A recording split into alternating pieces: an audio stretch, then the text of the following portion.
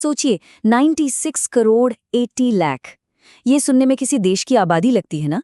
पर नहीं, ये कोई आम आंकड़ा नहीं है। ये असल में दुनिया के सबसे बड़े लोकतांत्रिक अभियान में हिस्सा लेने के पात्र मतदाताओं की संख्या है, यानी एलिजिबल वोटर्स। अब जब इतने बड़े पैमाने पर लोग एक साथ आते हैं, तो उसका असर सिर्फ एक देश पर नहीं, बल्कि पूरी दुनिया पर पड़ता है। आज की इस चर्चा में हम इसी विशाल संख्या के पीछे की कहानी और देश के आंतरिक हालात को बिल्कुल करीब से समझेंगे। और सच कहूं तो ये सब कुछ एक ग्रेट बैलेंसिंग एक्ट जैसा है। हम आज एक ऐसी स्थिति का विश्लेषण करने जा रहे हैं जहां एक बहुत बड़ा राष्ट्र अपनी तेज आर्थिक प्रगति और वैश्विक आकांक्षाओं, यानी जो दुनिया में अपना दबदबा बनाना चाहता है, उसे अपने आंतरिक लोकतांत्रिक, कानूनी और सामाजिक चुनौतियों के साथ बैलेंस करने की कोशिश कर रहा है। ये एक बेहद जटिल संतुलन है और इस दशक की कहानी को समझने के लिए इस पर गौर करना बिल्कुल जरूरी है। तो आज हम किन मुद्दों पर बात करेंगे? हमारा सफर शुरू होगा लोकतंत्र की स्थिति से, फिर हम कानूनी अधिकार और सुधार देखेंगे, उसके बाद ग्लोबल पार्टनरशिप्स, फिर आएंगे अर्थव्यवस्था और समाज पर, और अंत में पर्यावरण और विज्ञान के कुछ नए और अद्भुत आयामों को छुएंगे। बहुत कुछ है जानने को, तो चलिए आगे बढ़ते हैं। आइए सबसे पहले देश के राजनीतिक परिदृश्य पर एक नज़र डालते हैं। हमारा पहला पड़ाव है लोकतंत्र की स्थिति। ठीक है, आइए सीधे आंकड़ों पर आते हैं और इनमें गहराई से उतरते हैं। 2024 के लोकसभा चुनाव के नतीजे काफी स्पष्ट रहे। सत्तारूढ़ बीजेपी ने 543 में से 240 सीटें हासिल की, आईएनसी को 99 सीटें मिली और बाकी की 204 सीटें अन्य दलों के खाते में गईं। नतीजा क्या हुआ? एक गठबंधन सरकार यानी कोएलिशन गवर्नमेंट का गठन। ये आंकड़े अपने आप में एक बहुत बड़ी बात साबित करते हैं कि इतने विशाल पैमाने पर चुनाव बेहद शांतिपूर्ण तरीके से संपन्न हुए और सत्ता का हस्तांतरण बिना किसी रुकावट के बिल्कुल नियमानुसार चलता रहा। लेकिन यहाँ एक दिलचस्प मोड़ आता है। जब हम अंतर्राष्ट्रीय नजरिए से देखते हैं तो तस्वीर थोड़ी अलग नजर आती है। 100 में से 62। अब सवाल आएगा कि ये कैसा स्कोर है? दरअसल ये 2026 के freedom house global freedom index का स्कोर है और इस आंकड़े के आधार पर देश को अब आंशिक रूप से स्वतंत्र यानी पार्टली फ्री की श्रेणी में रखा गया है। अब जाहिर सी बात है, एक बड़ा सवाल उठता है, इतने शांतिपूर्ण चुनावों के बावजूद आखिर ये स्कोर ऐसा क्यों है? यहाँ हमें एक काफी बड़ा अंतर्विरोध दिखाई देता है। एक तरफ अगर हम देखें तो देश में 76% वोटर टर्नआउट रहा, इलेक्ट्रॉनिक वोटिंग का सफल इस्तेमाल हुआ और निष्पक्ष चुनाव हुए। ये सब सच में काबिले तारीफ है। वहीं दूसरी तरफ कुछ ऐसी बातें हैं जिन्होंने अंतर्राष्ट्रीय स्तर पर चिंताएं बढ़ा दी हैं, खासकर नागरिक स्वतंत्रता यानी सिविल लिबर्टीज को लेकर। जैसे कि नए आपराधिक कानून लागू हुए हैं जिसमें 90 दिनों तक बिना ट्रायल के हिरासत में रखने का प्रावधान है। आलोचकों का मानना है कि इनकी भाषा काफी अस्पष्ट है।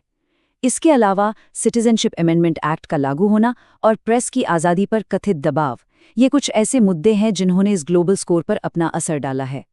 इन्हीं कानूनी और नागरिक चुनौतियों को समझते हुए आइए देश के आंतरिक चेक्स एंड बैलेंसेस की ओर बढ़ते हैं। हमारा दूसरा विषय है कानूनी अधिकार और सुधार, जहां न्यायपालिका एक बेहद अहम भूमिका निभाती है। साल 2025 में सुप्रीम कोर्ट की तरफ से कुछ ऐसे फैसले आए जिन्होंने सच में बड़े स्ट्रक्चरल बदलाव किए। सबसे पहले कोर्ट ने प्रशासनिक शक्तियों की एक कड़ी सीमा तय की। उन्होंने बिल्कुल स्पष्ट कर दिया कि गवर्नर्स के पास स्टेट बिल्स पर एब्सोल्यूट वीटो यानी पूरी तरह से रोक लगाने का अधिकार नहीं है। फिर पर्यावरण नीति की बात करें तो x post facto environmental clearances यानी काम शुरू होने के बाद मिलने वाली मंजूरी, भले ही इनको इजाजत मिली, पर कोर्ट ने सख्ती से कहा कि इनका इस्तेमाल बेहद सीमित और दुर्लभ होना चाहिए। और आर्थिक मोर्चे पर insolvency and bankruptcy code IBC के तहत ये तय किया गया कि डूबती हुई कंपनीज को बंद करने यानी लिक्विडेट करने की बजाय उन्हें बचाने और पुनर्जीवित करने पर प्राथमिकता दी जाएगी। ये सभी फैसले बताते हैं कि कानून केवल एक नियम पुस्तिका नहीं है, बल्कि जमीनी हालात को सुधारने का एक सक्रिय जरिया बन गया है। और इस ब्रिलियंटली चलाए गए कानूनी सुधार के दौरान एक बहुत ही मानवीय और दिलचस्प पहलू सामने आया, जैन कौशिक मामला। सुप्रीम कोर्ट ने कड़ी टिप्पणी करते हुए बिल्कुल साफ शब्दों में कहा कि ट्रांसजेंडर या जेंडर डाइवर्स व्यक्तियों को जेंडर अफर्मिंग मेडिकल प्रोसीजर्स के लिए अपने एम्प्लॉयर्स से किसी तरह की अनुमति लेने की जरूरत नहीं है। ये विशिष्ट फैसला सामान्य कानूनी दायरे से कहीं आगे जाकर कार्यस्थल पर हाशिए पर खड़े लोगों के आत्मसम्मान और उनकी सुरक्षा को एक बहुत मजबूत आधार देता है। आंतरिक कानूनी ढांचे के इन सकारात्मक बदलावों को देखने के बाद चलिए अब दुनिया की ओर रुख करते हैं। हमारा तीसरा पड़ाव है ग्लोबल एंड स्ट्रैटेजिक पार्टनरशिप्स। अंतर्राष्ट्रीय रिश्ते आजकल किस तेजी से नए आयाम छू रहे हैं, इसका एक बड़ा उदाहरण है इंडिया और इटली के बीच बनी ये नई स्पेशल स्ट्रैटेजिक पार्टनरशिप। व्यापार के क्षेत्र में काफी बड़ा लक्ष्य रखा गया है। 2029 तक 20 बिलियन यूरो, ये एक बहुत बड़ा टारगेट है। डिफेंस सेक्टर में भी एक लंबा लीप लिया गया है। अब बात सिर्फ हथियार खरीदने की नहीं हो रही, बल्कि मरीन और इलेक्ट्रॉनिक वॉरफेयर टेक्नोलॉजी को दोनों देश मिलकर बनाएंगे, यानी सीधे को प्रोडक्शन। और हाँ, टेक की दुनिया में एआई और सेमीकंडक्टर्स को बढ़ावा देने के लिए इनोवेट इंडिया हब की स्थापना की जाएगी। ये वाकई साझेदारियों का एक नया दौर है, जहां टेक्निक और सुरक्षा बिल्कुल कदम से कदम मिलाकर चल रहे हैं। अब ये वैश्विक साझेदारी सिर्फ जमीन तक ही सीमित नहीं रही, बल्कि अंतरिक्ष की ऊंचाइयों तक पहुंच चुकी है। आइए शुक्रयान यानी वीनस ऑर्बिटर मिशन की दिशा पर नजर डालते हैं। 2026 में स्वीडन के साथ एक काफी अहम एमओयू साइन हुआ, जिसके तहत उनका एक विशेष वीएनए प्लाज्मा इंस्ट्रूमेंट इस मिशन का हिस्सा बनेगा। टाइमलाइन क्या है? मार्च 2028 में विशाल LVM-3 रॉकेट के जरिए इसका लॉन्च तय है और जुलाई 2028 तक ये शुक्र ग्रह की कक्षा में प्रवेश कर जाएगा। स्वीडन की ये भागीदारी और उनका ये इंस्ट्रूमेंट सोलर विंड के प्रभाव को समझने के लिए बिल्कुल अहम साबित होने वाला है। अंतरिक्ष की इन ऊंची उड़ानों के बाद वापस जमीन पर लौटते हैं। हमारा चौथा विषय है इकोनॉमी, इनोवेशन और सोसाइटी। आइए इनके बीच के तल्लुकात और जमीनी हकीकतों को और ठीक से समझते हैं। यहाँ एक तरफ हम देश की आर्थिक नीतियों की एक विशाल सफलता देखते हैं। प्रधानमंत्री गरीब कल्याण अन्न योजना, इसके जरिए लगभग 80 करोड़, हाँ आपने बिल्कुल सही सुना, 800 मिलियन नागरिकों को मुफ्त अनाज उपलब्ध कराया गया। दुनिया के सबसे बड़े खाद्य सुरक्षा जाल के सफल संचालन के लिए 2026 में यूनाइटेड नेशंस के फूड एंड एग्रीकल्चरल ऑर्गेनाइजेशन द्वारा अपना सर्वोच्च सम्मान एग्रीकोला मेडल प्रदान किया गया। ये मॉन्यूमेंटल अचीवमेंट दर्शाता है कि जब संकट का समय हो, तब ऐसी योजनाएं दुनिया के लिए एक बेहतरीन मॉडल बन सकती हैं और करोड़ों लोगों को भुखमरी से बचा सकती हैं। तो सबसे जरूरी बात यह है कि आर्थिक और मैक्रो लेवल पर मिली इन बड़ी कामयाबियों के ठीक पीछे कुछ ऐसी जमीनी हकीकतें भी हैं जिन्हें हम अनदेखा नहीं कर सकते। एक तरफ 80 करोड़ का बड़ा आंकड़ा था, तो दूसरी तरफ एक और आंकड़ा है, 6156। ये संख्या साल 2023 में देश में रिकॉर्ड की गई दहेज हत्याओं यानी डाउरी डेथ्स की है। भले ही पिछले कुछ सालों में इसमें थोड़ी कमी आई हो, पर यह चिंताजनक संख्या हमें ये याद दिलाती है कि देश की आर्थिक प्रगति तब तक अधूरी है जब तक सामाजिक स्तर पर इस तरह की हिंसा और कुरीतियां पूरी तरह से खत्म नहीं हो जाती। लेकिन समाज और अर्थव्यवस्था की इस कड़ी में सिर्फ चुनौतियां ही नहीं हैं, कुछ बेहद हैरान करने वाले सकारात्मक बदलाव भी हो रहे हैं। उदाहरण के लिए, क्या आप जानते हैं देश का आधे से ज्यादा ऑर्गेनिक कीवी कहाँ उगाया जा रहा है? अरुणाचल प्रदेश में। अकेला ये राज्य देश का 51% ऑर्गेनिक कीवी उत्पादन कर रहा है। ये एग्रीकल्चरल इनोवेशन स्थानीय किसानों के लिए एक शानदार विकल्प बनकर उभरा है।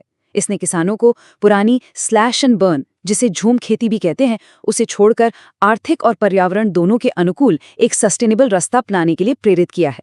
ये साफ दिखाता है कि स्थानीय स्तर पर सही नीतियां कितना बड़ा पॉजिटिव इम्पैक्ट ला सकती हैं। इसी सकारात्मक दिशा से प्रेरित होकर हम इस विश्लेषण के आखिरी पड़ाव की ओर चलते हैं, पर्यावरण और विज्ञान के नए आयाम, जहां हम गहरे समुद्र की अद्भुत खोजों पर चर्चा करेंगे।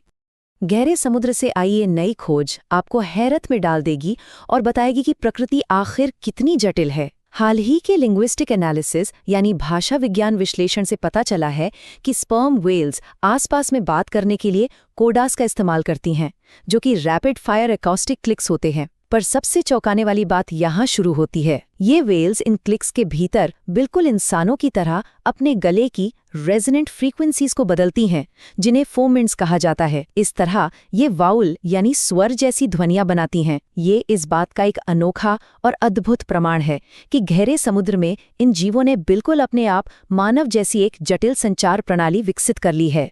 तो हमने देखा कि एक तरफ जहां हमारी वैश्विक साझेदारियां और तकनीक आसमान छू रही हैं, वहीं जमीन पर सामाजिक तनाव और लोकतांत्रिक चुनौतियां अभी भी बरकरार हैं। ऐसे में एक बेहद महत्वपूर्ण सवाल उठता है, जो मैं चाहता हूं हम सब मिलकर सोचें। लोकतांत्रिक चुनौतियों, तेजी से बढ़ती अर्थव्यवस्था और लगातार होते वैश्विक विस्तार का ये जो जटिल संतुलन, ये जो बैलेंसिंग एक्ट है, ये आखिरकार इस दशक के आने वाले सालों को किस तरह आकार देगा। हम आज की इस चर्चा को इसी सोचे समझे खुले सवाल के साथ यहीं विराम देते हैं, जो आगे के घटनाक्रम को समझने के लिए बेहद जरूरी होगा। इस विश्लेषण में हमारे साथ जुड़े रहने के लिए आप सभी का बहुत बहुत धन्यवाद।